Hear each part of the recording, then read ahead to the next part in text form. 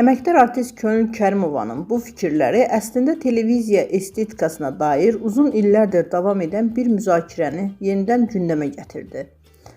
Sənətçi rəngarəng verilişində səhər proqramlarının ab-havasına uyğun geyim seçiminin vacibliyini vurğulayaraq, bəzi həmkarlarının qara rəngə üstünlük verməsini tənqid edib və hətta aparıcı Zaur Nəboğluna da irad bildirib.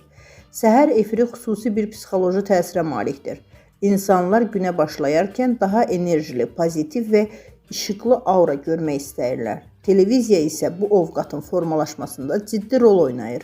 Parlaq, açıq tonlar tamaşaçıda dinamika və xoş əhval yaradır. Bu baxımdan Könül Kərimovanın səhər verilişində işıqlı görünmək lazımdır fikri müəyyən qədər peşəkar televiziya estetikasına əsaslanır. Digər tərəfdən geyim fərdi zövq məsələsidir. Qara rəng klassikdir, zərifdir və bir çox hallarda ekranda çox səliqəli görünür.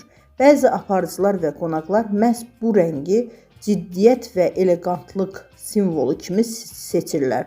Üstəlik televiziya artıq təkcə şən səhər konsepsiyası ilə məhdudlaşmır. Mövzudan asılı olaraq daha ciddi və ya neytral üslub da uyğun ola bilər. Burada əsas məsələ balansdır. Əgər proqram əyləncəli, dinamik formatdadırsa, açıq və canlı rənglər doğrudan da effekti artırır. Amma seçimə sərt qadağa qoymaq, mən aparıcı olsaydım qoymazdım demək bir qədər subyektiv yanaşma kimi görünə bilər. Çünki televiziya komandası, stilist, rejissor və prodüserlə birgə vizual xətti müəyyənləşdirir. Könül Kərimovanın açıqlaması bir daha göstərir ki, şou-biznesdə təkcə səs və ifa deyil, vizual görünüş də ciddi müzakirə mövzusudur. Tamaşaçı artıq həm də obraz izləyir. Bu baxımdan sənətçinin fikirləri müəyyən auditoriya tərəfindən dəstəklənə bilər. Məncə, efir mədəniyyətində əsas prinsip uyğunluq və zövqdür.